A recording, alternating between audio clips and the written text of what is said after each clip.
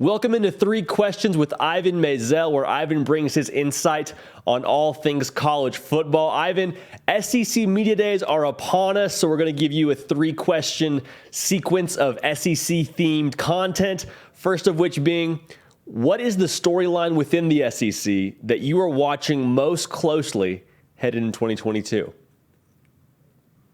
JD, I'll give you 2 answers. I think long-term, we want to know what the SEC is going to do in the 16-team format when Texas and OU join. What's the scheduling model going to be? Are they going to go to 9 games and try to play a schedule so that it doesn't take 12, as Greg Sankey said Monday, it doesn't take 12 years for a team to go to a specific campus as a visitor? What's one division going to look like? And then, of course, what's going to happen with the playoff? What's going to happen with NIL uniformity, because there are so many different state laws right now. That's the long-term storyline. I think for 2022, what I'm most curious about is what happens with the SEC West. It looks like it's going to be so strong, but does that mean that everybody beats everybody else up? Or is there somebody among those schools that can challenge Alabama?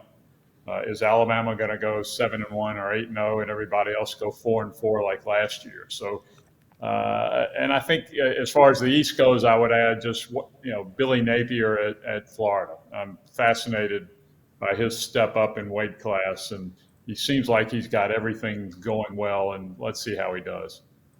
And one of those schools that a lot of people are picking to challenge Alabama and play them in the title game in Atlanta, the Georgia Bulldogs, coming off a year in which they took the whole deal home, won the national title. What's it going to take for Kirby and the Dogs to repeat in 2022? I know they love being described as a challenger, as the defending national champion. But honestly, I think what it'll take for them is if we could rescind the 2022 NFL draft and get that defense back.